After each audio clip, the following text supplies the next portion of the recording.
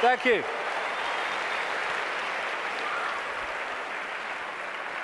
I've changed my smelly shirt for, I think, a very appropriate color for this last section, actually. Smelled like a wrestler's jockstrap out there, I tell you. Okay, so where now? Well, this section is about the control system coming down, because we're in a period where a dramatic shift in human awareness and human consciousness is in the process of taking shape. Some people call it the shift, sometimes I call it the vibrational quickening, but what I've been calling it for 20 years, because I came across this in the very earliest days after I met that psychic, that first psychic, I called it the truth vibrations. The first book I ever wrote after that awakening started, because it's ongoing, was called Truth Vibrations, or the Truth Vibrations. Because I came across this awareness. There seemed no evidence at the time, my goodness, that there was a vibrational change in the process of coming. I understand it more now, mind, and we'll get into it, but I had no idea then. And what it was going to do was act like a spiritual alarm clock, and it was going to wake people up. It was going to wake people up from this slumber, this coma that we've been in for so long. And also, my goodness me, as this truth proved to be true 20 years on, that it was going to bring to the surface all that had remained hidden. That the truth was not only coming out, it couldn't be stopped from coming out, because this vibrational change was bringing it to the surface. Like I say, 20 years ago, awakening, new consciousness, what? Truth coming out? Oh, you must be joking. 20 years on, my goodness, look at it.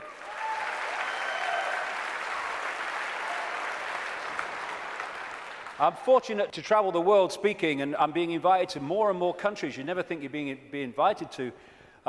And so I can see that this is not just happening in Britain, not just happening in America. It's happening all over the world. And all the differences is those that are staying in mind for now, and those who are opening mind to this change and perceiving self and the world in a completely different way. So I've been saying through the day, there's a base vibrational construct, the base vibration of this virtual reality coming out of the black holes, which triggers, as it goes through its cycle, which appears in the play-out world as like a time loop, it triggers different information coming from the suns. And we decode that information, and as it changes, so the information changes, and so therefore the epoch changes, the yuga changes.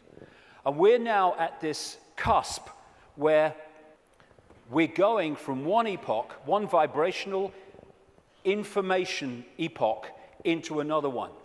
And this new one is dramatically more expansive, dramatically more enlightened in the level of awareness that we are going to have access to. And the control system, which is a manifestation of this epoch, cannot survive this epoch, and that's why it's doomed. And we're now in the cusp of that change from one kind of world experience into another one. It's just another stage on the circuit of experience. And so, while for a few years yet, it's not going to seem like the control system's going down, because it's going to be throwing everything at us, because it's going to be desperate, there is no way that our children, young people, and grandchildren are going to live out their lives, as appears to be the case now, in an Orwellian, fascist, global state. No way.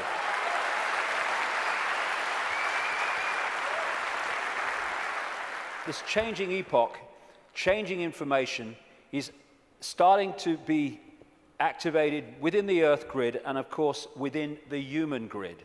This new information is starting, for those that open themselves to it, instead of stay closed in density, because if you stay in a dense state, then these higher vibration energies are not going to impact like you if you open yourself to them and connect with them.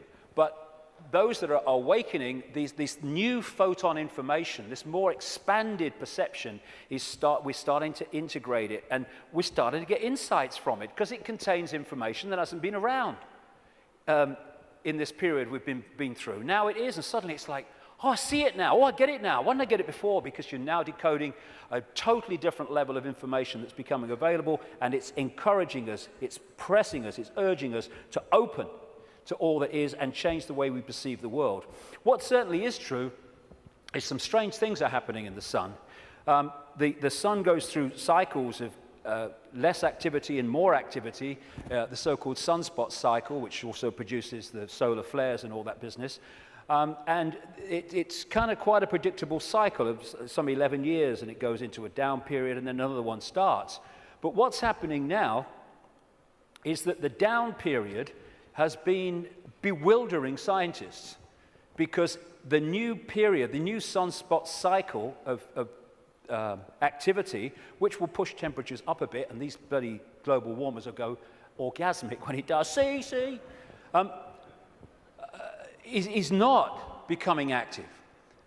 There is no one, this is something I read in a scientific magazine, there is no one alive today, or nearly alive today, who has experienced a down state of sunspot activity of the kind that we've been through in the last few years. This is why temperatures have been falling.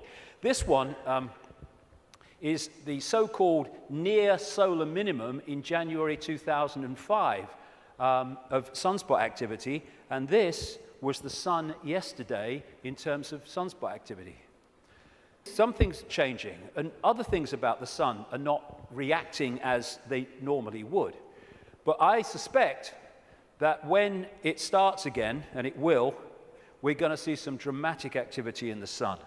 And that will impact upon not just the Earth's energy field, it will impact on our consciousness, our awareness, and things will start to speed up. Because this new information construct coming out of the sun is symbolized by Neil Haig and myself as a lion, as the real human being I symbolize as a lion also.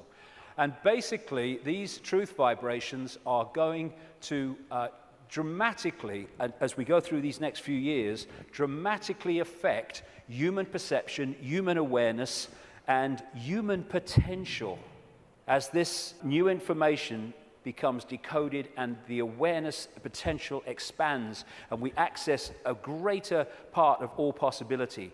Another thing these truth vibrations are going to do and are doing is to break that wall, that line of troops on the left brain, and we're going to be accessing more and more of our right brain potential. So our creativity, our insight, our ability for what people would call genius today, it's not, it's the natural human state, is going to more and more expand. We're heading in for an incredible time. It might not seem like it like for a few years, like I say, because these people will be battening down the hatches and trying to do everything they can to stop it, but that is what awaits us. In many ways, I wish I wasn't 58. I wish I was like 28, because I'd like to live through a bit more of this, but I'll have had me fill by the time I'm done, which is bloody well not yet, I'll tell you. So when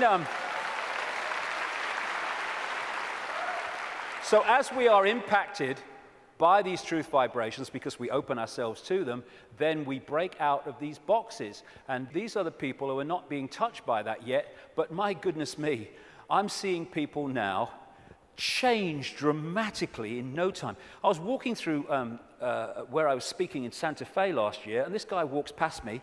He'd flown in from Austin, Texas, and he said, 3 months ago, mate, I thought you were mad. Words to that effect. He said, now I get it. And he got it so quick, and we're going to see this happening. People changing dramatically, and also, as I understood 20 years ago, that all that's been hidden, the curtain is being pulled back. And we're in for some shocks. I mean, of course, what we've talked about today is shocking to most people who have seen the world in another way, but the shocks are going to go on, because what's been going on in this world behind the scenes is nothing like what we think it is. And these truth vibrations, this energetic change, this new epoch of enlightenment and expansion, and people call love and harmony and respect, connection, is going into these dark places, these structures that are held together by low vibrational density, and breaking them up. Not, like a war. It's a new epoch coming. And as the new epoch comes, the energetic change is going to break up the denser structure of society and belief. And like I say, if these guys think, as they do, because they're accessing here, not here, because of their mental and emotional state, that it's a done deal, well, they're in for a bit of a shock. Because, when you've got a dam of water, it can take a long, long time before the cracks appear. But from the cracks appearing to collapse can be a very, very short time. And already, if you look from this perspective, the cracks are appearing. And the first crack is when people say, I've had a freaking belly full of this. I ain't taking this anymore. Then the cracks start to appear. And what we're going to see in the next 10 years is this control system, increasingly as the years pass and these truth vibrations get more powerful, we're going to see this control system come down, because a new awareness is being breathed into this reality, and a control system based on suppression of awareness therefore cannot survive that change. Now, another perspective on why the control system is going crazy now. As I say, they can see down what we call a timeline further than we can when we're in this reality, because they're in another reality looking in. So they could see, they don't know the scale of it because they can't get out here where it's being orchestrated from, and they couldn't get here. But they can get a feeling, and they have had an awareness that this energetic change was coming, and how it could potentially affect the slaves in terms of waking them up. It is absolutely no coincidence whatsoever that it is now, of all times, in this experience within this reality, when these truth vibrations are manifesting themselves and quite demonstrably changing the way people perceive self in the world, that this control system is at its peak in trying to suppress humanity, control humanity. It's absolutely in sync, because this moon matrix can only influence human perception if humans stay within its vibrational frequency, within its hack. The truth vibrations are taking us out of that frequency range, and therefore it's losing its influence on awakening people by the day, as we start to perceive and see and become aware of things that we weren't before when we were connected to the hack.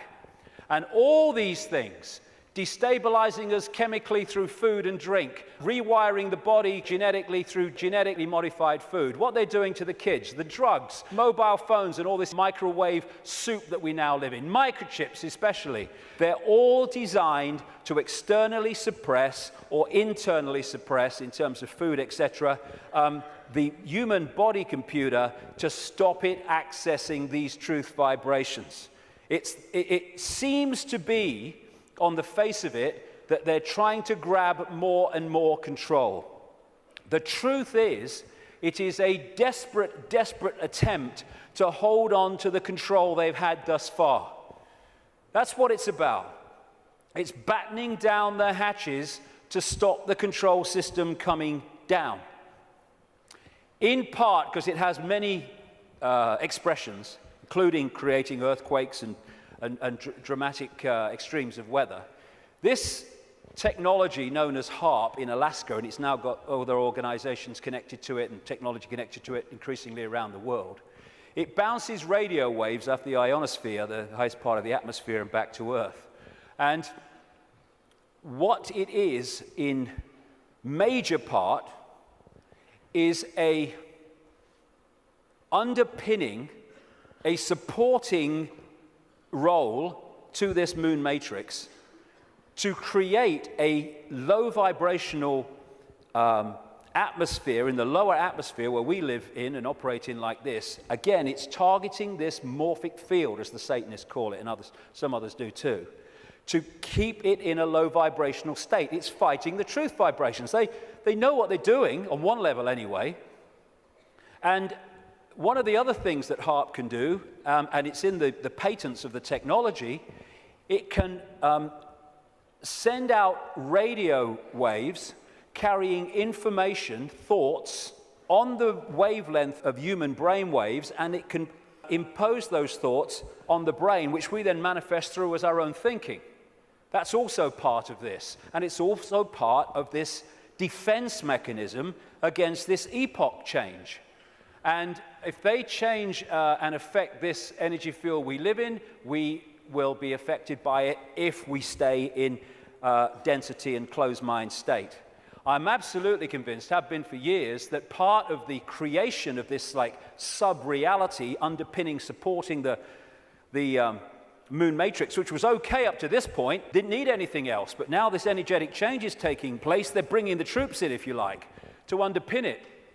And I'm convinced that part of the chemtrails, which kind of pollute our skies and stuff and contain metals and barium and aluminium and all this stuff, is part of creating this sub-reality. What the truth vibrations are doing is healing this schism. It's part of what it's doing. And the schism has been this distortion in the metaphysical universe, the waveform information construct, has been playing out into the holographic play-out world for, well, what would you call it? Eons, for as long as we can remember. And it has manifested itself out as conflict and fractured personalities and all the rest of it. This is being healed all the time as these truth vibrations impact themselves and we move into this new epoch. And those that are tuning into it, it's healing these divisions. And when this changes, this must change. And the control system is a play-out holographic expression of the schism. So when the schism heals, as it's going to, this distortion, its outward holographic expression, the control system, must fall. That's why it's doomed. It cannot survive this energetic change because it is a manifestation of the distortion that is now being healed. The pieces are being put back in that have been taken out. A totally new era is in the process of moving into human experience, and this control system, it's doomed, and all its expressions are doomed. Not doomed like, let's have a mass bloody murder, mass killing, all the rest of it. Doomed in this reality because they're connected to something that's disappearing. There'll still be infinite consciousness, even those in the control system. They'll remember who they are eventually. It might take some time, and we'll be having a beer with them one day thinking, do you remember when you were stupid? Oh, yeah, I remember that. Oh, God, mate, yeah. Oh, that's what we'll be doing at some point. So this epoch change is moving from a sense of division, left brain, where it sees everything as apart from everything else, sees everything in terms of structure and apartness. We're moving from that perception as this energetic construct changes to a perception of what comes from expanded consciousness and awareness, which is we're all one. We're all expressions of the same one consciousness, which again makes racism ridiculous, ludicrous, insane, the height of ignorance. And as the schism, the distortion is healed, so other expressions of the distortion will become what we call history. The police state, the energetic wars, once we're really in to this expanded awareness, the very idea of going to war. We have laws because of the distortion, because of the epoch we've been going through. We don't need laws in the state of awareness that we're going into, and our children and grandchildren will go even more into. You don't need to say we have a law against murder when murdering someone would never even enter your psyche. You don't need environmental protection laws when harming the planet because you know the planet and you are one anyway would never occur to you. You don't need these things. Laws are there to suppress overwhelmingly, but also expressions of laws are to try to mitigate for the distortion that manifests itself in distorted behavior. The idea of anyone going hungry in a world of plenty in the epoch we're entering, never even conceive it. You mean they used to let people starve? That's this mentality that we're moving out of. And we're at the cusp now of this change, which is a very interesting place to be. We're going back to that. We're going back to being connected to what we really are. And of course, 2012 is much talked about and will be more talked about as we get closer to it. I have a different view on that. You know, I should be saying, given I've been writing about these truth vibrations for 20 years, I should be saying, see, 2012 told you, yeah. No, I'm not saying that, actually. I think 2012 is a diversion. By 2012, yes, things will have moved on. Things will be changing. Amazing things will be taking place. There'll be big challenges, and there'll also be big, wonderful things starting to manifest by 2012 compared with now. But there'll be more so in 2013, more so in 2014, more so in 2015. This is an ongoing process as we move through the cusp out of one era, epoch, energetically, information, into another one. And so by the time it reaches where it's the natural state and the old epoch has gone altogether, you know, it's going to be down the road. But every year, every month, things are going to be moving on energetically. And there'll be things in 2012, and maybe a very good chance that manufactured things will happen in 2012 to focus attention as part of the diversion of the control system. It's quite possible that that will happen. But I don't see 2012 as some epoch-changing year. But there comes a point, and I don't think it's too far away at all, where the tipping point comes in this energetic change where the irresistible force, which is the truth vibrations, then start to become the dominating state of awareness and perception in this reality. And then we're really moving. And I don't see that as too far away. Like I say, it takes a long time for a dam to crack, but not from then to it collapsing. So we're actually living in like a river of energy that's getting faster and faster in terms of its vibration, the quickening. And what we can do is we can get on the airbed or the canoe and we can go, whoa, what a ride, this is great, that's fantastic. Or we can stand there and try to hold on to the world as it was, in which case we're going to be expending more and more energy trying to hold our status quo, and eventually we won't be able to hold it, and we'll get, symbolically anyway, washed away. And as these truth vibrations manifest themselves and our awareness starts to expand, we're going to be accessing levels of realities that have been denied us up to this point. People talk about the sixth sense. That's nothing compared with what people are going to have as we move into this new era. It's going to be extraordinary. We're going to remember the fantastic people that, and potential that humans once were, when they were aware of who they were, and the world in our heads, in other words, the world we experience, is going to dramatically change. We're heading for a new dawn. Now, this is a phrase the control system uses for their new era, a new dawn, a new day. Well, it is a new dawn and a new day, but ain't the one they think's coming. We've been through this process in the last epoch, and now we're going back the other way. And as a result, this control system must fall, and we are emerging from the abyss, the suppression, and all the rest of it to be who we really are. And that must change everything.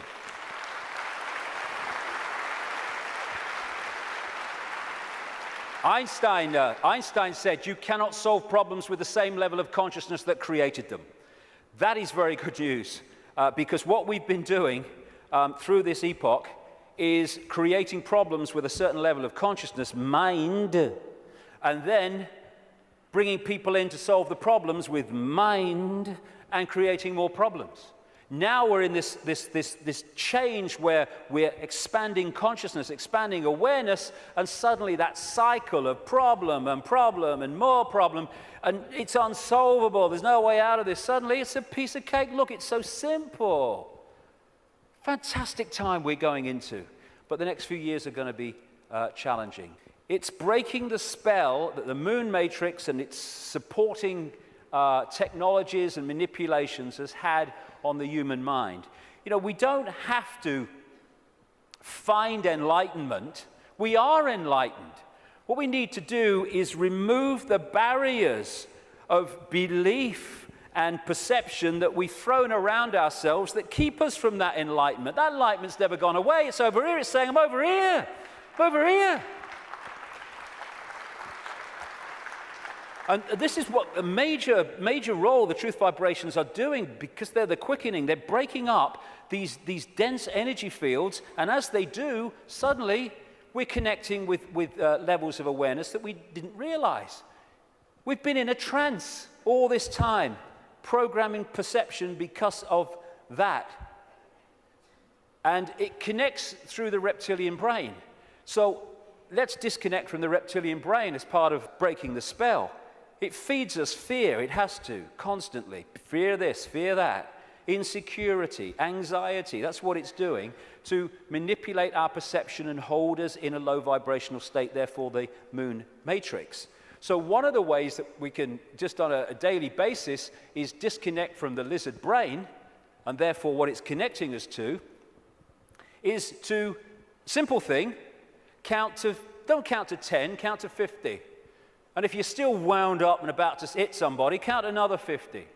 Because what the reptilian brain does is it doesn't think, it reacts. That's why it's so fast. It doesn't have to think, it just reacts. Now, the other parts of the brain, like the neocortex, they think things through, so it takes longer than the reptilian brain. This is why we react to something, reptilian brain, and then maybe a minute later, 2 minutes later, maybe half an hour later, the visual cortex has thought this through, and we go, oh my God, I overreacted, didn't I? Did I really say that? Oh my God. That's what, it's the reaction system, reaction. And if we can stop reacting, emotional reaction and all that stuff, because, you know, we're manipulated so much through the reptilian brain reaction system. It's not problem, think it through, do a bit of research, see what you think, discuss it a bit, solution. It's problem, reaction, solution. That whole process of mass manipulation is done through here. So when we're faced with a situation, and I'm talking to myself as much as anybody here, you know, I'm not cross-legged on a mountain saying, hey, here I am. No, I'm talking to myself as much as anyone else. When we're faced with these reaction systems, whether it's because of a world event, whether it's because something in our lives, if we can just go, okay, I don't like this. 1, 2, 3, 4, 5, 6, and eventually the reptilian brain loses its power because it's a reaction power, and once the reaction's gone, it's lost its power, and we can think things through. And if we stop reacting through the reptilian brain, then we are massively disconnecting from the moon matrix. And as these truth vibrations change the nature of this energetic control of the human collective mind, the hive mind that we've been connected to, then its expression, this structured world, the way we work. And, you know, my brother said to me once, what's it all about, Dave? He said, you get up in the morning, you go to work, you come home, you have your tea, you watch telly a bit, and you go to bed. You get up and you go to work. I mean, look at it. It's the way it is, the way it's structured. It's slavery because it's so limited. And I've talked to people once. The last time I spoke at the Oxford Union, I was talking to some students. They could not perceive a world in which there wasn't a hierarchical structure of government because there would be chaos. That's the left brain at work. And people, when you think, look, this world is crazy. It's not serving people. People are serving it. That's what we are. We're slaves to a system. Politicians are slaves to a system. They go into the system. They think they're going to change it. The system changes them. And therefore, we can't perceive left brain, old epoch, that actually there are other ways of living, of interacting, other ways of providing food and warmth and what you have, other ways of living life than this drudgery. But as we expand our awareness, then other ways of interacting will become very obvious to us. Blinded by belief, believe. This is one of the control system's greatest weapons to control the human psyche. Get them to believe something.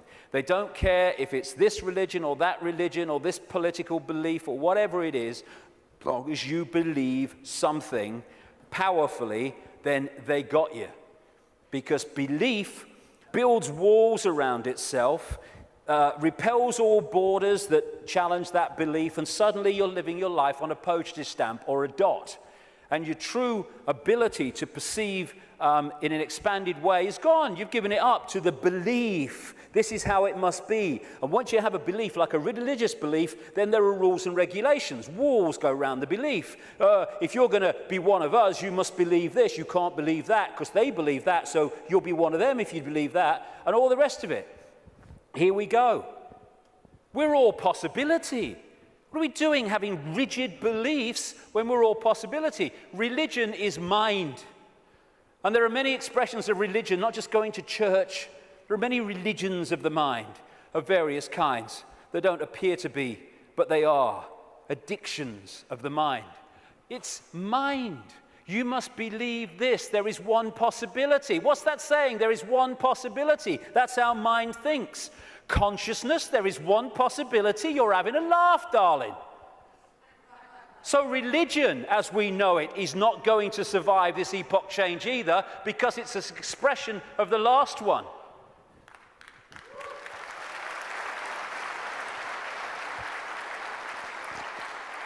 These are people in a hypnotist stage show who've been told that they are religious believers.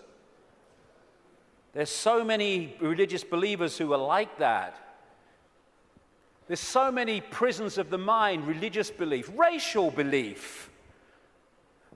I'm in a different spacesuit to you, so I'm better than you all. It's like being two spacemen on the moon, and they're having a bloody argument because what spacesuit is that color, and that spacesuit is that color, and that was made here, and that was made there. Mine's superior to yours. It's childish, child's play. And by the way, it's not just white people who are racist. It's a mentality that can manifest through any race. And we have racism all over the world. It's not a racial belief, racism. It is a mental mind state. And anyone that thinks they're superior to anyone else because of their body computer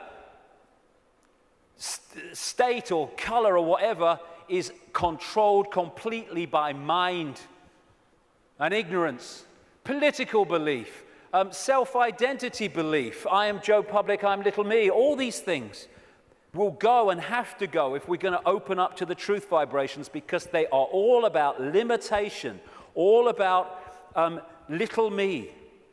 And as researchers have shown, when we have rigid beliefs, the brain fires off the neurons in a specific network. And what that does is filter reality, decode reality, in line with the way those neurons are firing. Therefore, it continually edits its reality and creates self-fulfilling prophecies, if you like, that it keeps seeing the world according to its belief. Despite receiving information that challenges the belief, it just filters that information in line to protect its belief. And then when you change your belief system, as has been shown in research, the neurons start firing in a different way, and you start seeing the world in a different way. If we can get to a point where we open our minds without belief, we come from a state of knowing, all-knowing consciousness rather than belief from mind, then we open up the range of perception and understanding and awareness well beyond anything you can access if your brain is firing off in this symbolic way, limited by rigid belief, whatever belief that may be. When we open our mind to consciousness, everything changes. And to do that, I would suggest we need a blank sheet of paper. You know, it's not about learning anything new. We're all knowing if we can access that level of ourselves. It's unlearning the programming that has kept us from that level of awareness that we truly are. And therefore, because we're dealing with all possibility at the core of our being, that's what we are, we need a blank sheet of paper. All preconceived idea needs to go. All preconceived belief needs to go. and let information, intuitive knowing, decide what we think about things and feel about things rather than preconceived idea. It's not possible becomes, well, let's see if it's possible on the basis of the evidence, the basis of the information, the basis of how I feel. And then suddenly we're not saying, no, that's possible, I'm going to shut that out by reflex action. We're going to look at it. And when you do look at it, as I know from experience, what seems to be crazy to start with starts to take on very profound dimensions. Because we're all possibility. And if we're saying only this is possible, only that's not possible, we're not operating at the core of our being, which is all possibility. We are editing things. We are limiting ourselves. We are entering the realm of mind. And it's a time to choose, in many ways, between the head, the intellect, not that he doesn't have the part to play, it does, it being the governor, and the heart, knowing, intuition. What changed my life more than anything else was 20 years ago when I decided that if I was ever had a decision between going with my intuitive knowing, which we feel here, funnily enough, in the kind of heart chakra area, and my mind, I was going to go with my head, I was going to go with my intuition. And it changed my life and has allowed me to follow this path, because I can tell you over the last 20 years, there have been many times in the early days, not for a long time, but in the early days, when my head was going, you're going to say what? You're going to do what? You must be joking. Not in my lifetime. But I thought, no, I feel to do it. I feel to do it. I went with it. And as a result, you follow this, this energetic path through intuitive knowing that's been laid out. And what happens, because intuition, knowing, is coming from another level of awareness beyond five-sense reality, it means that to five-sense reality, general world, some of the things you do when you follow your intuition are seen as, oh, I think I'm possibly an example of this, are seen as crazy and mad and lunatic and dangerous and all that stuff. And what happens then when you do that and you get that reaction is that the head kicks in, the mind, which wants to protect its preeminence that it's had up to this point, puts its arms together and says, see what happens when you don't listen to me, see the trouble you've got into? And it's like, yeah, okay, and you come back into mind. But if you stick with it, and you take what comes as a result of expressing your uniqueness and expressing your intuitive knowing, then eventually things happen, good things, great things sometimes, that happen not despite what you did and the reaction you got, but because of it. And then the mind, the intellect, looks at this and says, well, hold on a second. It might get you into trouble, but eventually it works out. And what happens then is your head and your heart, your knowing, your intuition come together. And the war stops. We become whole again, where mind serves consciousness instead of serving itself. And it's years and years, I say this honestly, since my intuition and my head have had a problem. It's an incredible feeling, because it's like, when you start out, it's like, I feel to do this. You're not doing that. No. And then after a while, when this sync takes place, it's like, I feel to do this. And the head goes, okay. And it's a totally different way of interacting with the world. The war stops. And this is open to all of ours. But the first thing is what it is. It's to face the situation we're in, and then we can do something about it. First thing, to realize that up to this point, we have been slaves thinking we were free. And so the first stage is to acknowledge that, and when we do, we can do something about it because we're accepting what the situation is. The second thing is to choose freedom over slavery and be prepared to do what is necessary to achieve that freedom over slavery. And when we do that and we mean it, there is a shift in our energy field. As that shift takes place, what I call magnetic attraction, it's the energy field is of the human body is an expression vibrationally of our state of being, mentally, emotionally, what we might call spiritually. And therefore, our state goes out as a vibrational field, and it draws in other vibrational fields that sync with it. We call these people, places, locations, ways of life, jobs, opportunities, or lack of them. So when this shift takes place, because we've said my intent, very powerful intent, is that I want freedom, and I want to end my life. I'm not going to be a slave anymore. I'll do what is necessary to understand who am I, where am I. Suddenly this energy field shift takes place, and we start drawing in new people, places, locations, opportunities, etc., that are syncing with the new vibrational state as opposed to the old one. And at this point, and I experienced this big time in the public eye, we experience this shift as our lives falling apart. Partnerships may end. We may lose our job. We may change location. We may, like me, undergo massive ridicule. But what if we understand what's happening? The old energy field, the old you, the old intent, the old awareness was pulling in the old life. And then when it shifts, it's pulling in a very different expression of the new vibrational self. And that transitional period, when the shift takes place, the old life falls apart. But if you want to change your life, then the old life has to fall apart unless it serves the new one. So when we choose freedom, the transformation can be challenging. It's easier now because more and more people are going through it and we're beginning to understand the process. I felt like this so many times.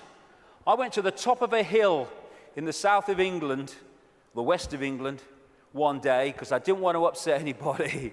I went to the top of this hill in the middle of nowhere, and I screamed my frustration out. I know what this image means, and so many other people do. But it was the old life breaking down so the new one can take over. It's time to know thyself. Not thyself that we've been told we are, but thyself which we really are. This self, everything from the beginning, my birth, my ancestors, my children, my wife, everything comes together simultaneously. I saw everything about me, about everyone who was around me. I saw everything they were thinking now, what they thought then, what was happening before, what was happening now. There is no time, there is no sequence of events, no such thing as limitation of distance, of period of time, of place. I could be anywhere I wanted to simultaneously. That's who we are. And that's what the control system has tried to keep from us.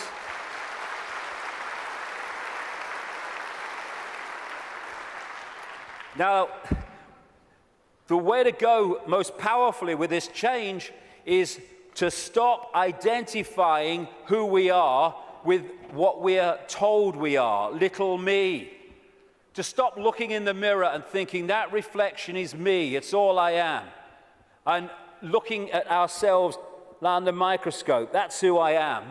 And bringing our point of observation from I am David Icke, a personality born in Leicester, England in 1952, to I am infinite consciousness, all that is, has been, and ever will be, can be, all possibility. Infinite love, having an experience through this lens into this reality that they call David Icke. And again, once we take this observation from that observation, there is a fantastic shift in our energy field. And we break up these densities that are holding us in mental and emotional servitude. Everything starts to change when we move our sense of self-identity. That's why the control system wants us in there. It can't cope with this. We have to be in there. Little me. And this is the fork in the road. Are we going to live our lives as consciousness or mind? As all there is or little me? Because that will decide the kind of world we're going to live in. Escaping the box, and it is a box, it's a vibrational box. Getting out of this thing called cognitive dissonance, where we lie to ourselves. Cognitive dissonance is, for people who haven't come across it, it's a very powerful controlling mechanism whereby we have a belief about self or the world or a situation, and we're sticking with it. And when we face information or experience which challenges the belief, then cognitive dissonance is that uneasy state when you see that your belief system is under threat from this information or this experience. If this is real, then this belief can't be. And what you do then is you go about these incredible stories we tell to ourselves to convince ourselves that this can't be true, to protect the belief system. Cognitive dissonance can be a good thing if that dissonance leads you to look at your belief in the light of this experience or this new information, and then move the belief in the light of that. Then cognitive dissonance is a good thing. What most people do is try to hold the belief system in the face of this. And there's no greater example than the Skeptics Society. You ever come across them, the Skeptics Society? Bloody hell, they are cognitive dissonance.com, they are. I tell you. I've debated with some of them on television programs and stuff, and one of them, his bum kept bouncing on the seat. He had what they call Vitus dance, is it? My mother used to call it, where you can't stop moving, because he was in such cognitive dissonance, because the information he was hearing was so at odds with his belief system, he was kind of going crazy.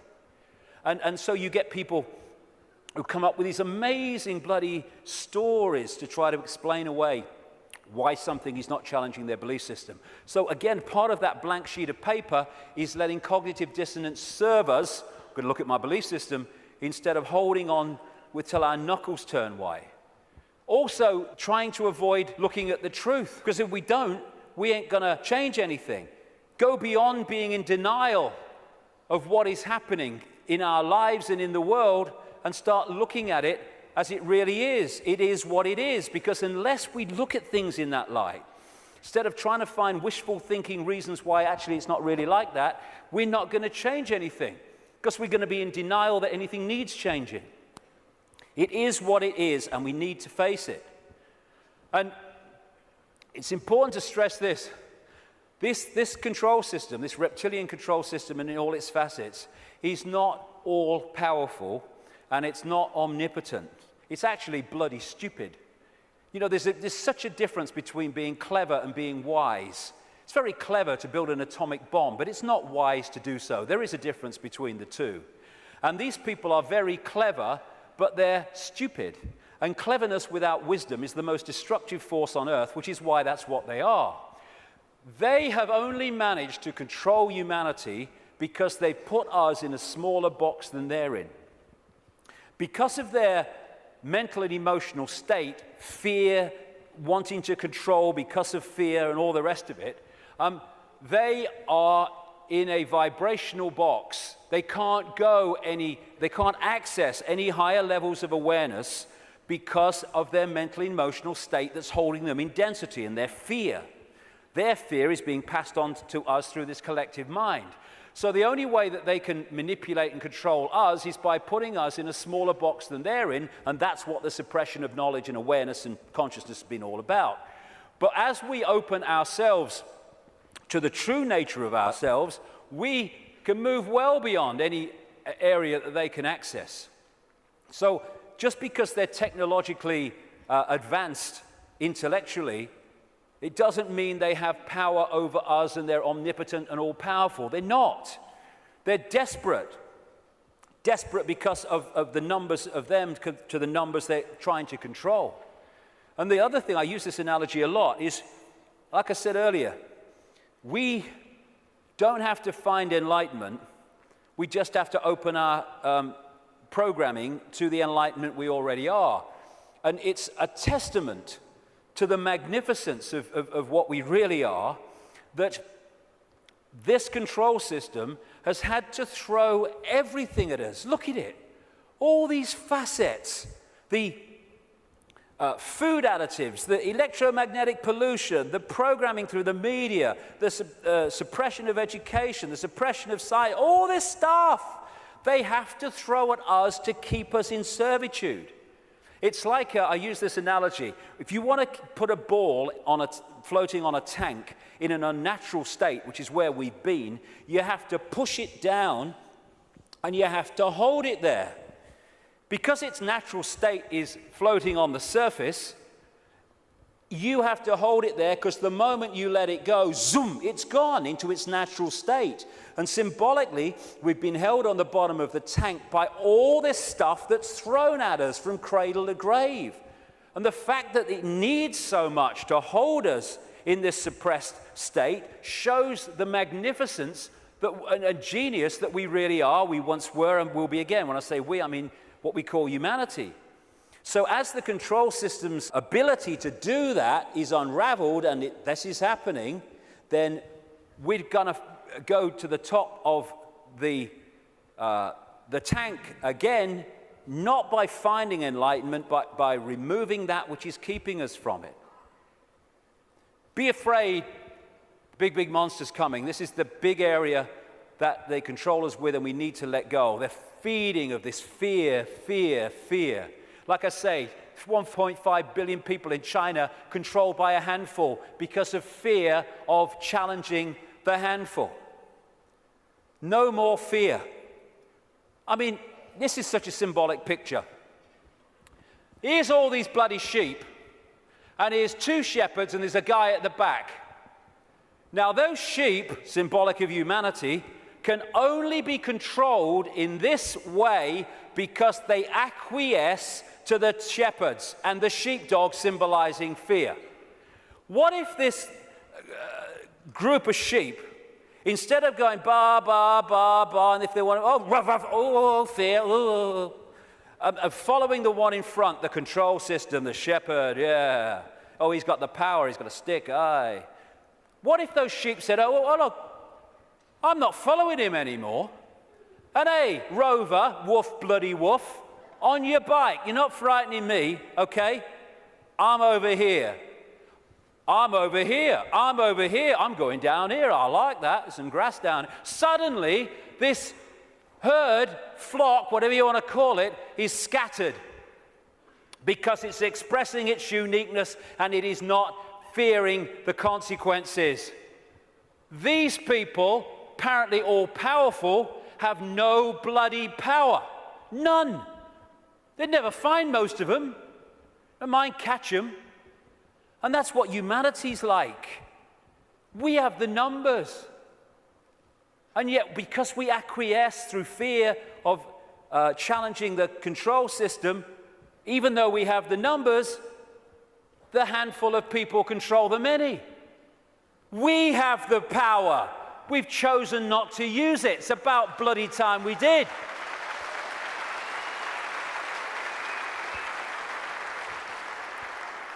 God, the answers are there in front of our eyes. The definition of insanity is doing the same thing over and over again and expecting different results, Albert Einstein. Absolutely it is. So it's pretty certain that if things are going to change in terms of control and suppression and all this stuff, then we've got to stop doing the same thing over and over again, and that is acquiescing to the control system. We're all possibility. What are we doing? Thinking that we just do the same thing over and over again? That's one possibility. Let's express our uniqueness and respect each other's right to express our uniqueness. We're all possibility. Actually, one possibility is swimming against the tide. Let's try it. And let's respect each other's right to do that. We should be celebrating diversity. Diversity is an expression of all possibility. It's acquiescence and conformity that is an insult to all possibility. And yet that's what this system wants us to do, conform. And you know, at least sheep need a sheepdog to keep them in line. Humans have out-sheeped the sheep because we keep each other in line. We don't need the sheepdog.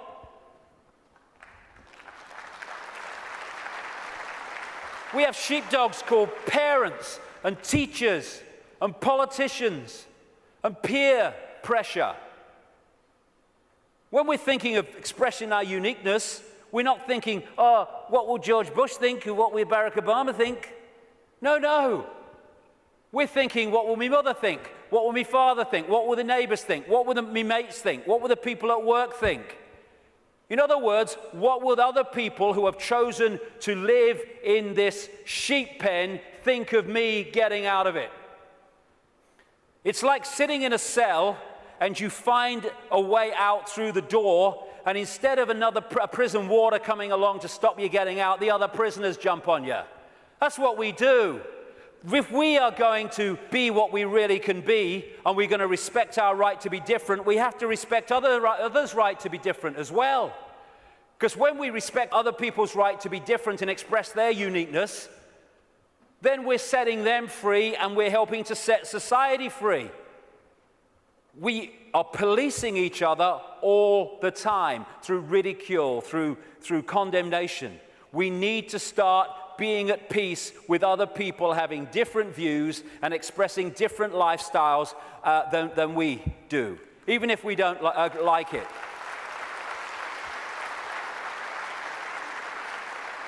This breaks up this sheep policing the sheep.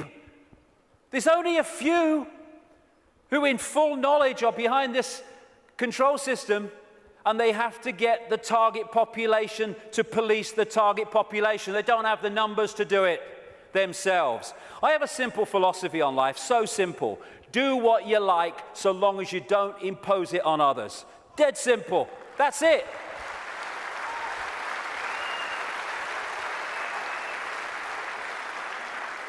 And I've heard people say to me, that would be anarchy. What about people murdering each other? Well, I think that murder could just about constitute imposing your will on another person.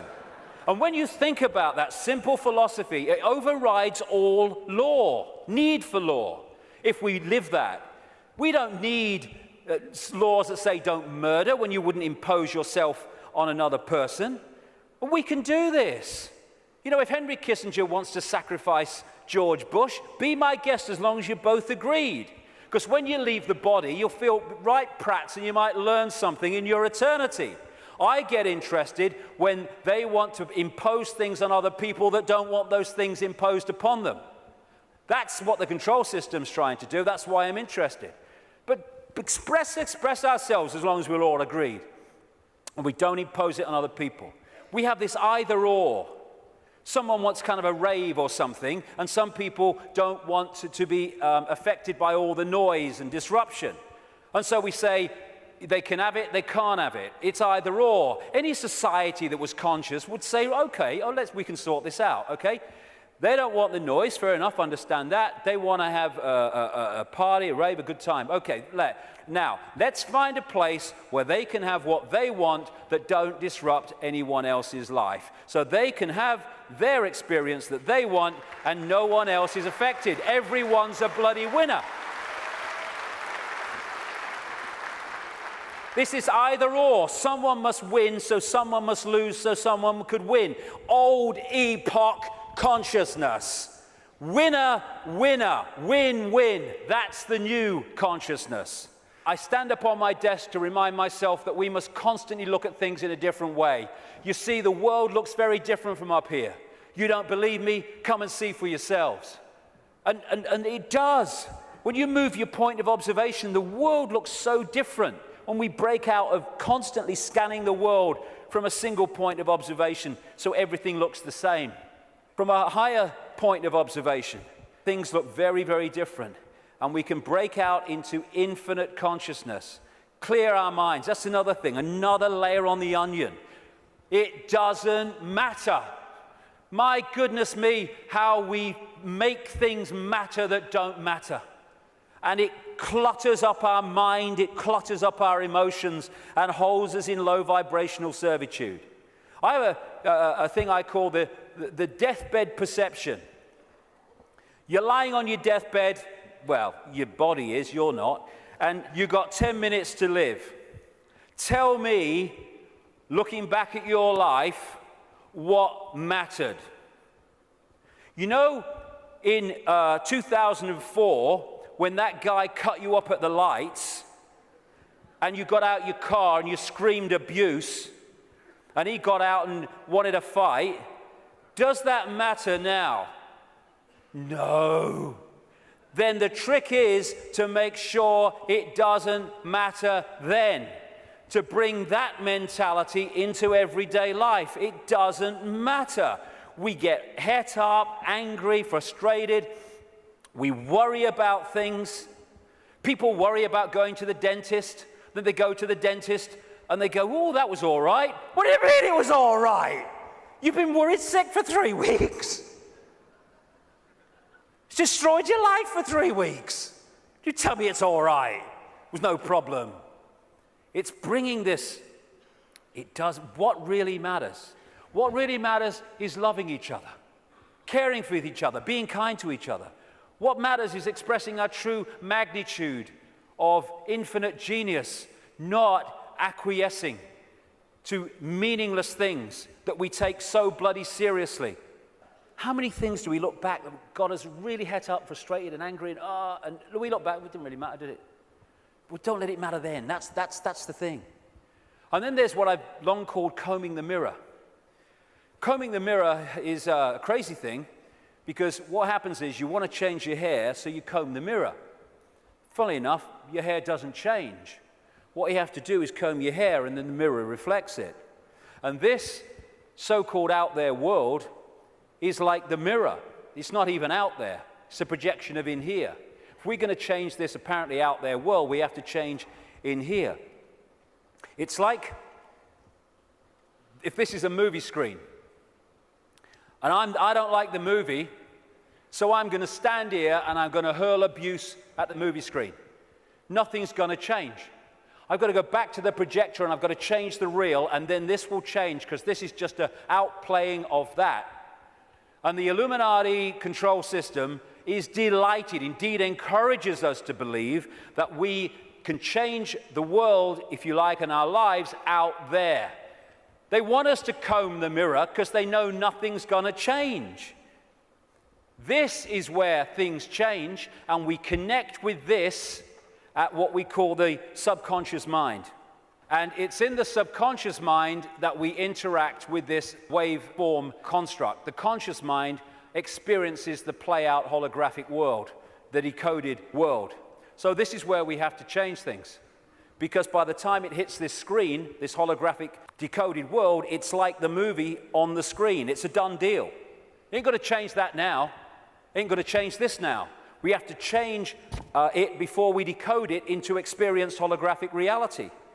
There are some people I've been reading, they say 98% of human decisions are made by the subconscious mind, the unconscious mind. I would go further. I'd say 100% of human decisions are made by the unconscious mind. What the conscious mind does is experience them. But the conscious mind can interact and work as one with the unconscious mind if it starts to understand the way reality works. How do we understand what's going on in the unconscious mind so therefore we can play a part in changing that? By what I call the language of life. The play-out holographic world of experience is a mirror of the information construct, in other words, our unconscious mind in many senses. And the way it plays out, the language of life, as I call it, tells us what's going on in the unconscious.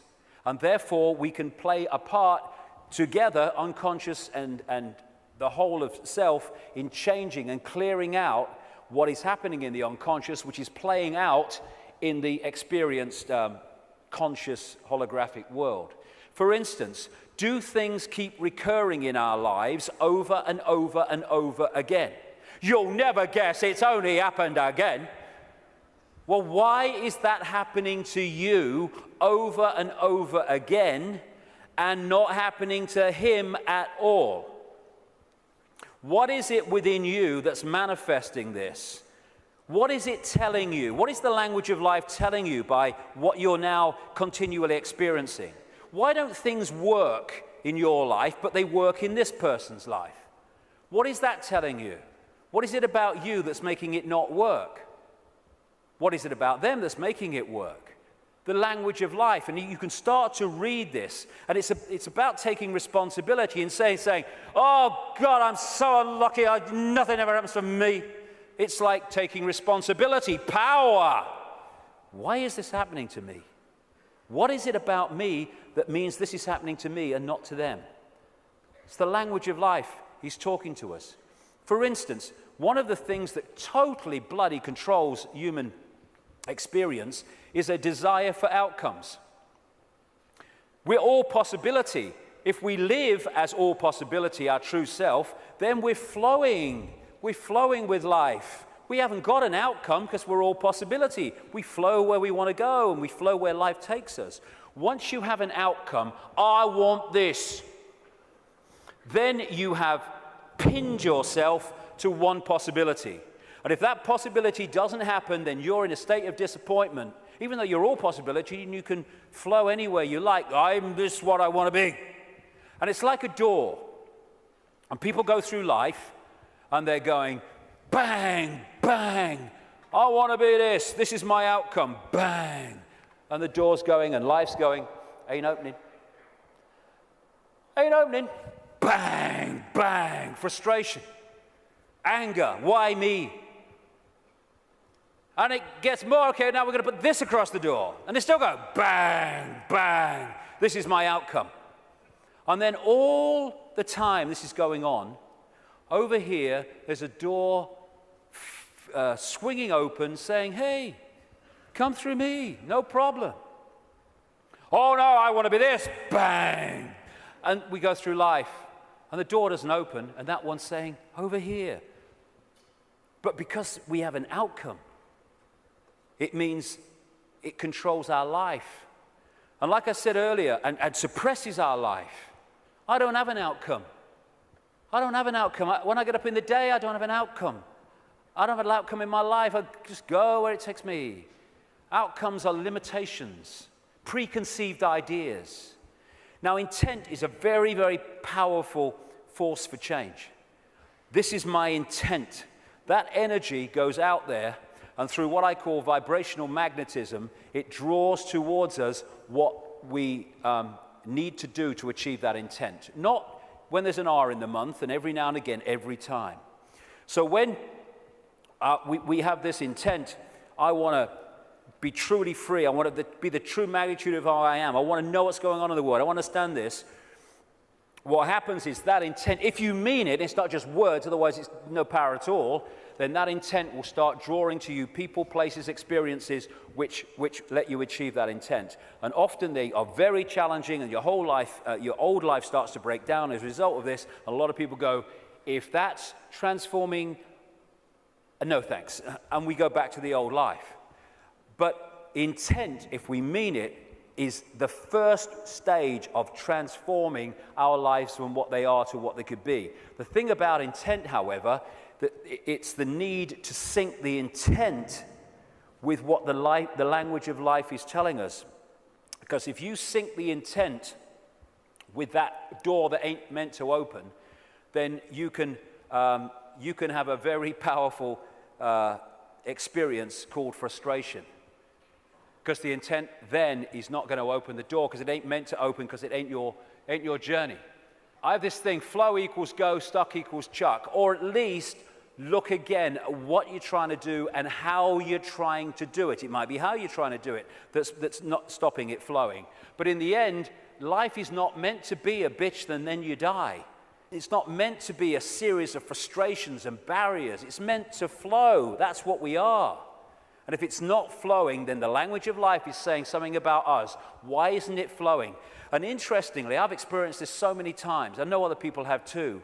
Once you acknowledge what the experience you're having is, maybe one you don't like, is saying about you, you acknowledge it, you bring it to the conscious, boom, there's an energy shift and the problem disappears. The pain in the arse in your life goes out. Because you've acknowledged it, you've read the language of life, and therefore you don't need to experience that anymore and come to that understanding because you have, and it's gone. Taking responsibility is a very, very fundamental part of this transformation.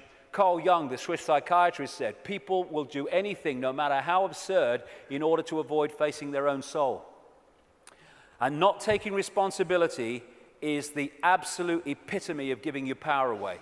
When we say it's all your fault that I'm in this situation, whether it's collectively or individually, what we're saying is, I don't have power over my life, you do.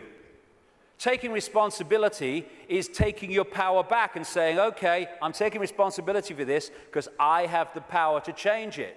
They're not responsible for it. They're not. They're just the language of life speaking to me about my responsibility.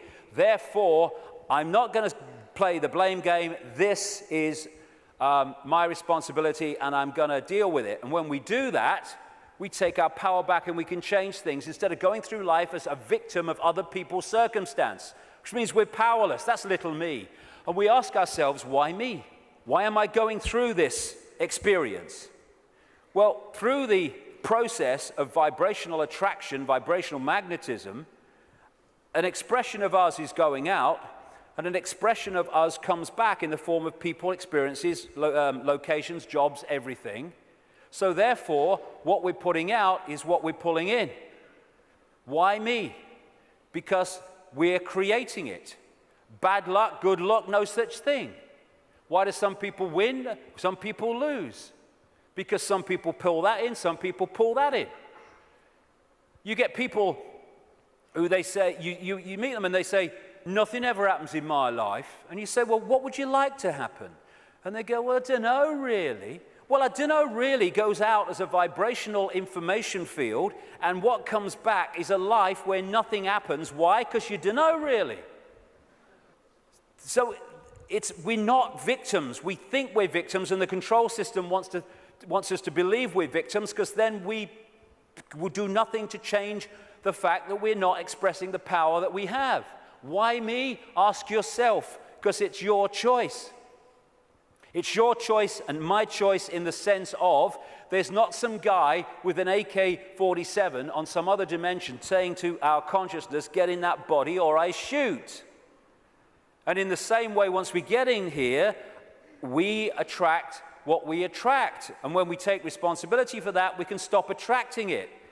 Why me? It's like the Oracle said in the Matrix. You've already made the choice. Now you have to understand it. You didn't come here to make the choice. You've already made it. You're here to try to understand why you made it. And as the message from the psychic 20 years ago said, arduous seeking is not necessary. The path is already mapped out. You only have to follow the clues. We are guiding you along a set path.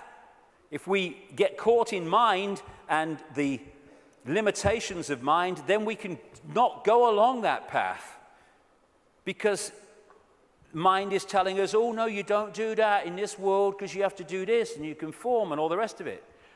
The difference is that when we make the choice of the path we want to journey on in this reality, in what we call a life, we're doing it from this perspective of perception. When we're trying to understand why we made it, we're doing it from this level of perception. So this sees it on one level, and this is going, I'd agreed to this, you must be having a laugh. Never. Well, this is seeing it in a different light. And it's the same collectively. Why us? Why are we here at this time now as this cusp of change is going on? Same thing. You've already made the choice, now you have to understand it. You didn't come here to make the choice, you already made it. Now you have to try to understand why we made it. Instead of complaining at the situation we're in, and again, this made the choice, this is trying to understand it. Once you break out of this into this, you then start to understand it, because you see what we're experiencing from a totally different perspective. For instance, this sees, in the journey down the symbolic river, this sees the next turn on the river, no further. This sees the whole river from source to sea. So this is seeing an experience in the moment that this is having in a completely different way to how this is seeing it. For instance, you're going down the river on a canoe, it springs a leak. You paddle across to the bank and you sit there and you're angry and you're frustrated. Why me? Why am I so unlucky? And then some guy comes across and says, hey mate, you were so bloody lucky. There's a bloody waterfall around that next turn. And we can even override that through intuition. When we intuitively access this, we intuitively know, no, I'm going to stop for the day here. I'm not going to go any further today. And this might be saying, oh, we can go further. I'm not going any further. It's so many things we can be protected from by following our intuition. Why are we here collectively? We're here to break the spell. We're here to break the spell on the human collective mind. What a great thing. What a great thing to play a part in. To break this spell and to stop this human experience becoming this. And in the next few years, like I say, they're going to throw everything in desperation, like the cornered rat, trying to hold on to a control system that's falling. This is where we're going to need to have this perspective of I am consciousness, I'm having an experience, because that will make it so much easier as we go through this transformation and challenge, because if we're in this world and of it, those people are going to find the next few years very, very difficult. Because they will not have a perspective of what's going on, except everything's going crazy, and my God, what's going to happen next? This is a great line from a song. Freedom's just another word for nothing left to lose. Isn't it amazing how when you no longer have anything to lose, the butterfly emerges? Because it's fear of loss that keeps us in servitude so much. And when you've got nothing left to lose, suddenly all that's left is freedom. And that is going to be a very powerful experience that a lot of people are going to have in this next period of challenge as this cusp moves on. Just when the caterpillar thought life was over, it became a butterfly. It's amazing that when you're in, so many people have told the story that it was in their lowest moment of despair that boom, something emerged and transformed them. Nothing left to lose, freedom. Okay, I'm waking up, so what do I do? Well, I would suggest that we all stop making bloody excuses. You know, we can all come to the conclusion that there's this control system and it's doing this, and what about the children, and what about the grandchildren, what's going on? And then the list of excuses why we actually can't do something today. Well, there's a game on, and I've got to do this, and I've got to do that. Nothing is more important than focusing on what is happening, because everything comes from that. What can we do? We can refuse under any circumstances, no matter what the frickin' laws and the pressure and the imposition, we can refuse not to have the right to express our freedom of expression. Refuse under any circumstances to shut up.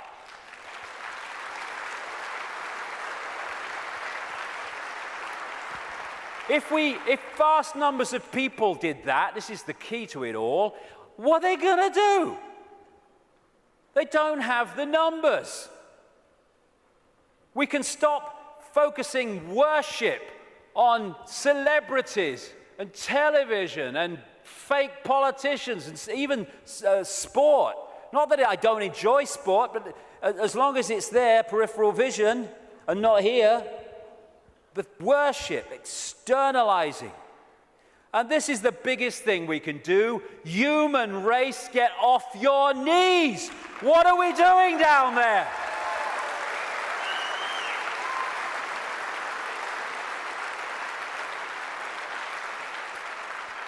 What are you doing? You're all that is, has been, and ever can be. Where have your bloody knees for? Well, I'm only little me. No. If we get off our knees, the control system's over. Martin Luther King said, a man can't ride your back unless it's bent. And then there's the people in dark suits and uniforms. Hey, you got children and grandchildren and families as well. What are you doing serving a control system that wishes to impose a fascist state on your families?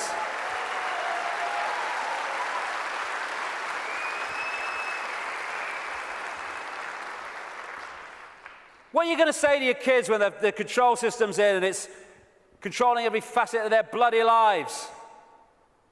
Daddy, Mummy, Granddad, Grandma, what were you doing when the control system came in? I was helping to do it, dear.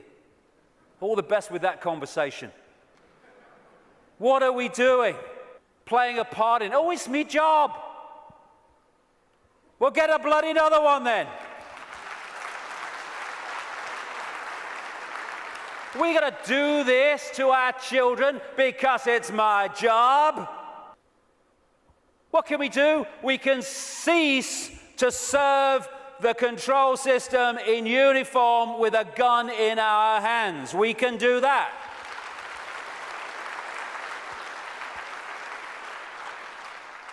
Soldiers are not there serving their country, serving their people.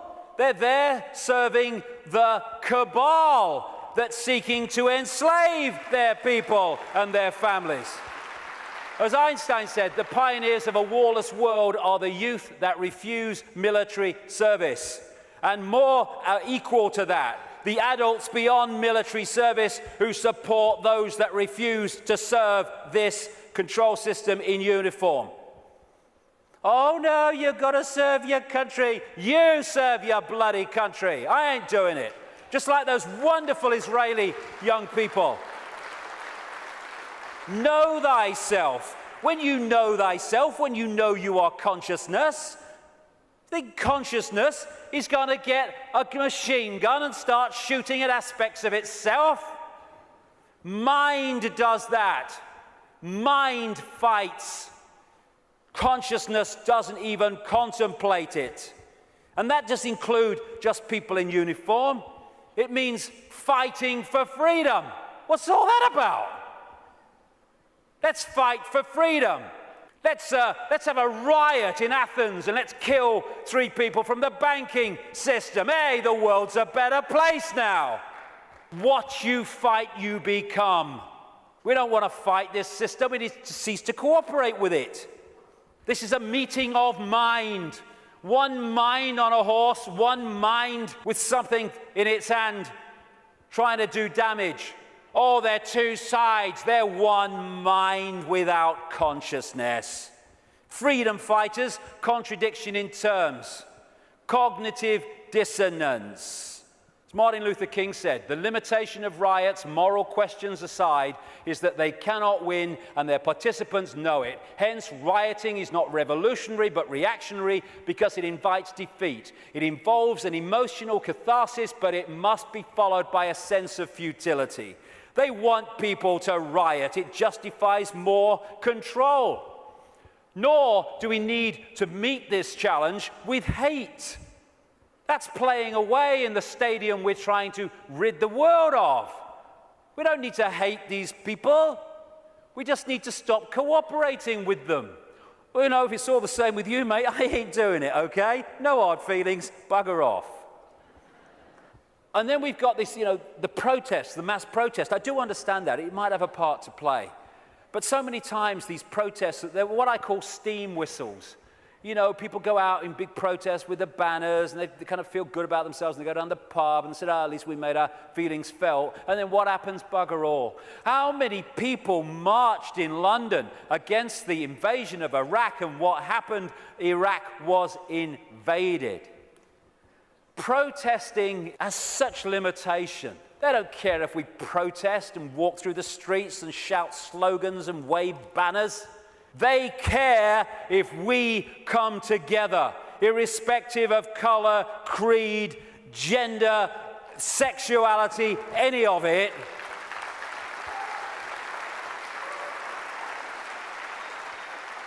Put our differences aside and unite behind what affects us all and all our families. This control system, this Orwellian agenda, is not trying to enslave black people or Jewish people or middle-class Americans or Hispanics or Australians or Indians. It's trying to enslave all of us. And what it wants to do is divide the target population against itself through these fake, ridiculous fault lines of race, religion, income bracket, so that we divide and rule the target population and they can pick us off one by one. They are terrified of us putting down those fake fault lines and coming together and uniting behind what we should all believe in: freedom for all, irrespective of who we are. Injustice anywhere is a threat to justice everywhere. Someone else's injustice is our injustice, because if we allow injustice there, eventually that injustice will come here anyway.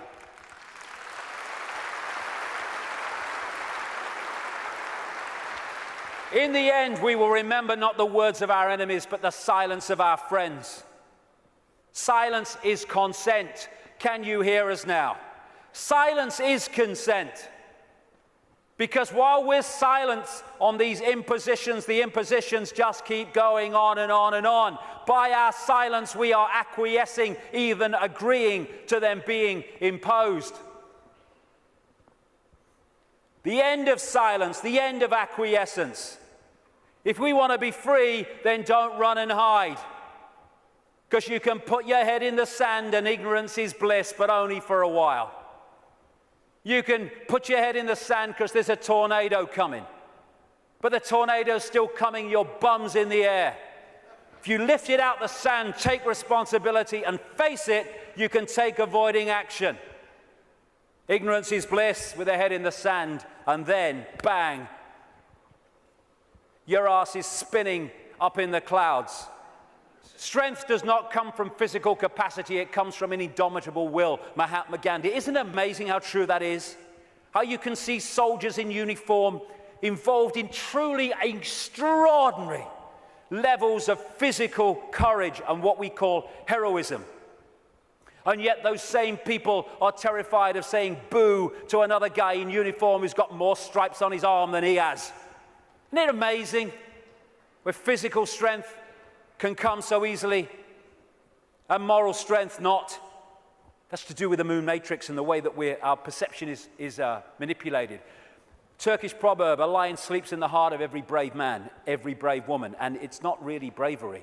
When you let go of fear, you don't need bravery, you don't need courage. Courage is overcoming fear. When you let go of fear, because I'm all that is, has been, and ever will be. What's the worst that can happen to me? I leave this physical body of limitation and I become all that is, has been, and ever will be, in full awareness that that is what I am. My God, I'm terrified that that might happen. I don't know how I'm going to cope with the terror of thinking that might happen.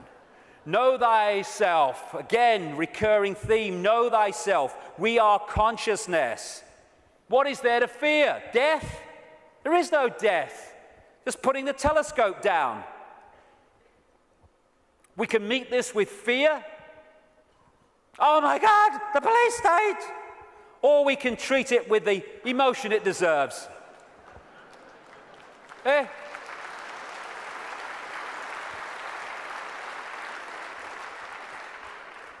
What we have to do is comply. Compliance! That's what we have to do. Because if we don't comply, the control system's in desperate trouble. So it has to frighten us into complying for fear of not complying and the consequences that come from that. Well, hold on a second here. There's something about this that ain't right. When we look at this structure, we look there for the power. But why is that there? Because these silly sods are holding it up there. This is the power. They have to persuade them that they have the power, so they don't take the power to bring that crashing down. Fear of bringing it down through fear of not complying. Once we step out of the pyramid and refuse to cooperate with it, no violence necessary, by the way, then the pyramid starts to collapse because we're holding it together. It's a house of cards. That's all it is. Oh, it's the control system. It's a house of cards. Simple thing. People are being fined ridiculous amounts of money for putting their wheelie bins out on the wrong day or too many inches from the bloody curb. And people go, I don't know, what's the world coming to? It's the big brother state, innit? And then what you going to do? What time's that game show on, honey? Terrible, a bloody thing, I don't know. What? What's that gonna do? Don't tell me that's Big Brother. It's little me that's causing that, not Big Brother. What if thousands of people, when someone is fined that money for that ridiculous thing, and like I say, they're just giving us more and more ridiculous things to see how much we'll take before we resist, and when we don't, they give us even more ridiculous things.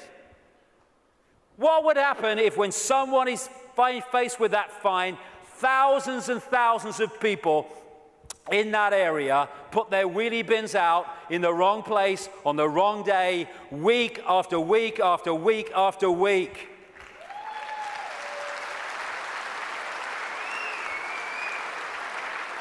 The system couldn't cope.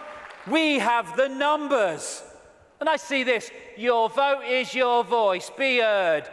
Bollocks it is. How can the vote be your voice when the people you're given the choice of voting for that have any chance of forming a government are standing on the same postage stamp of political policy and perception? There's no choice. We've reached a point now where the vote becomes a voice when we refuse to vote. We refuse to play the game anymore.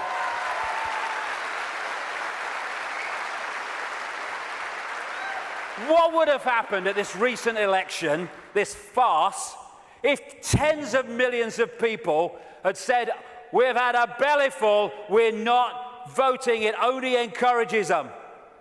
We are not voting because we're going to make a statement that we know this system is rigged and we're having it no more. What would have happened in these days that have passed since that election? The whole focus of the media and everything would have been, bloody hell, what's going on? Why this mass refusal not to vote? Now we've got a debate going.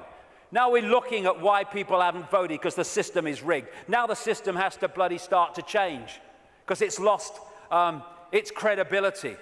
But instead, the majority trotted along to vote because they said, well, if you don't vote for them, they might get in. It doesn't matter. Their masks on the same face. So what if they get in? Same thing will bloody happen. Comply. No. No, no. Not if it's enslaving me and my children and imposing on my freedom. Comply, leave your home now it's foreclosed. No, no, no. Let's follow this through, shall we?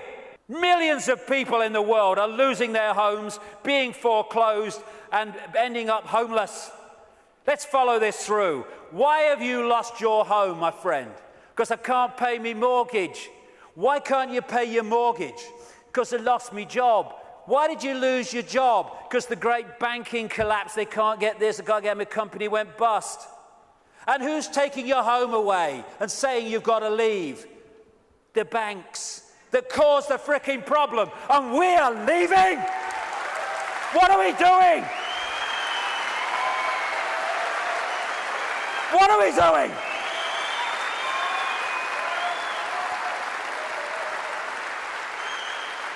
No, we won't leave when the banks have caused the problem and now they're telling us to leave to take the assets. No, we won't. And people who are not being foreclosed need to support those that are. We're all in this together.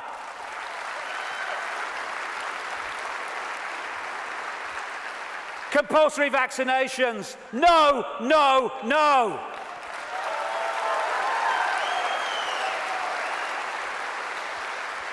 You must do what we say. We have changed the law.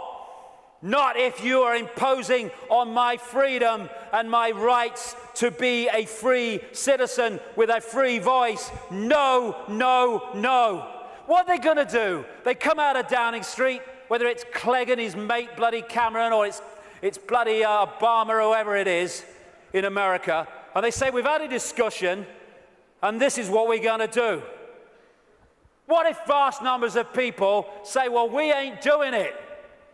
They have got no power whatsoever. Their power comes in our acquiescence. Oh, but you can't defy the law. Okay, let's follow this through, shall we?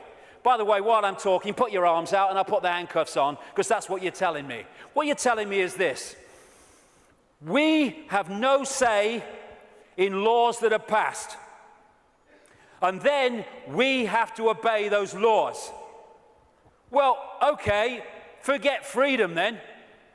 Okay, what if they passed a law that says, we take your children away? Would you obey it? Well, no. So there is a line then. There is a line. It's just, where is that line? And if a law does not respect human freedom, it does not respect human justice, it doesn't respect fair play, we should not be acquiescing to those laws. We should be refusing to acquiesce.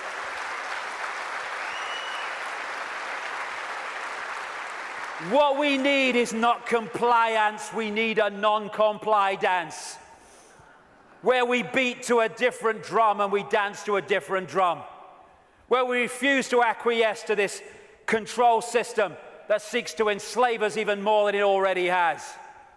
Non-comply dance. Do this, comply. No. No. But we need to do it en masse. Oh, we do it with a smile on our face. We're consciousness, all that has been, ever will be. Why shouldn't we have a smile on our face? And smile and feel for these people who are enclosed in mind trying to enslave us. But we need to do it en masse. Because if we don't do it in numbers, then people get picked off. That's what's happening. I am all that is, has been, ever will be. You cannot grant me my freedom. It is not your gift to grant me my freedom or take it away, because I am, we all are freedom.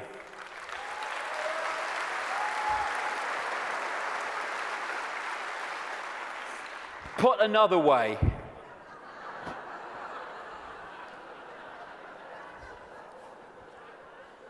what would infinite consciousness do? Move perspective, little me, all that is. What would infinite consciousness do in the situations that we face, as against what would mind do? If it's not right, don't do it. If it's not true, don't say it. Absolutely right. You know what would change the world overnight is if we as a human race started doing what we knew to be right and just in the circumstances that we face, instead of making those decisions as so many people do and have long done on basis of what is right for me in this circumstance that I face. Okay, the just thing to do might not be in the moment the best thing to do, but it's the just and right thing to do. And if we started doing what we knew to be right when we're faced with these decisions, as opposed to what we perceive is right for us in the moment, although doing what is right for us in the eternity, then everything would change. If we want a world of peace, then be peaceful. It sounds trite, it sounds simple, but it's devastatingly profound. That's what we need to be with each other. You know, we have people going on anti-war marches who are hurling abuse at each other in their relationships and stuff like that. If we war with each other, then the collective version of that is warring collectively. If we want peace, let's be peaceful. If we want a world of kindness, then let's be kind. And it must come, for goodness sake. It must. If we're all kind to each other, we live in a kind world.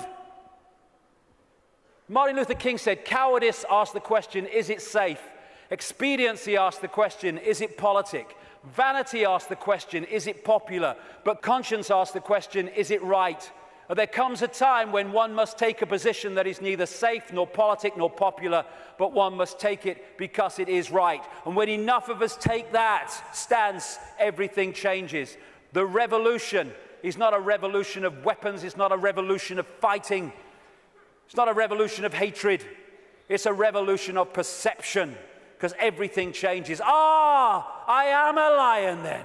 I'm not the lamb I kept seeing in the mirror and the world kept telling me I was. And then that expresses itself out into the true nature of who we are. And miracles become possible. We're going into the epoch of what we perceive as miracles. It's just a greater understanding of the way everything works. And the system must fail when that happens. We're being offered, the truth vibrations are offering us in this time, the chance to open the key to our minds, the key to our hearts, which have long been closed by so many people. The key to the freedom on a level that we cannot comprehend, because until we expand our consciousness, we cannot be aware of the true nature of what freedom is. It's not even what we perceive in this world. Enough. Enough of this suppression. Enough of this slavery. Enough of this enslavement of the few by the many. As the poet Shelley said, rise like lions after slumber in unvanquishable number. Shake your chains to earth like dew, which in sleep had fallen on you. Ye are many, they are few. Enough! It's time to fly. It's time to fly. Thank you very much. Thank you. Thank you for coming. Thank you. Let's get on with it. Thank you. Thank you for coming. Thank you for coming. Thank you.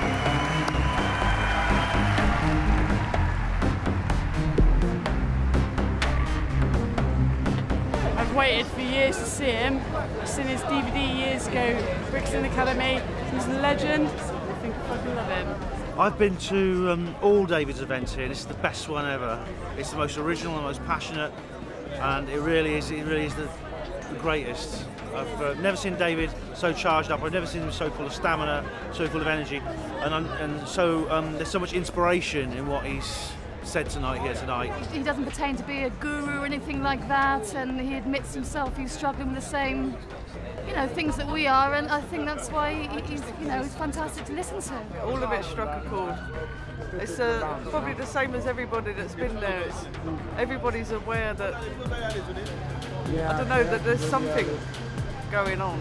Do you get what I mean? And it's was traveling 600 miles. It was, yeah, definitely. I think the freedom aspect obviously is a really important part of it, because and knowing and actually everyone coming together. But I mean, I've been following David Icke for a couple of years now. It's kind of opened me up to say. What I thought stood out for me is that there was a lot of detail that David Icke gave that's not out in the public. It's not open knowledge. Some of his talk was a little controversial, I thought, but it was still on point of what he was saying. Everything seemed to lead up to one big crescendo at the end, which pointed every direction, no matter what field, race, color, creed you were from. It all pointed in one direction. So unification is the bottom line. I liked the way he ended it today. It was particularly good for me. He was much more, like you said earlier, he was much more animated today, much more kind of really get up off your knees, do something, make decisions about things in your life, more ethical decisions. I think that was great. That's difficult for me. But it's great. David Icke, live him. The main thing is that we've all got to unite together and fight for freedom and democracy and justice, and fight against the big boys who are starting to rule the world. That we have to fight the New World Order, the Rothschilds, and all the people who try to dominate us in the name of evil. We've got to stick together and fight for our freedom and our democracy. Stop all that we treasure. We watch it disappear for your moment's pleasure. We live in constant fear. You promised us justice. We got war instead. Now you must trust us before this planet's dead. Stop. Doing nothing.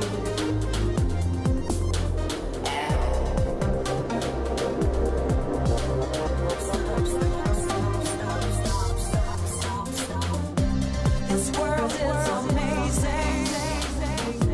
It gives us everything we need, and it would be crazy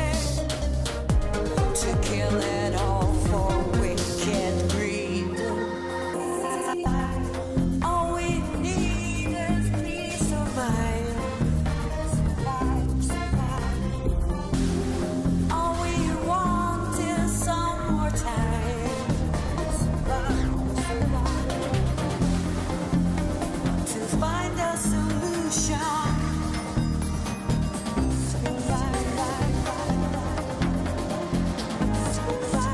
In all this confusion,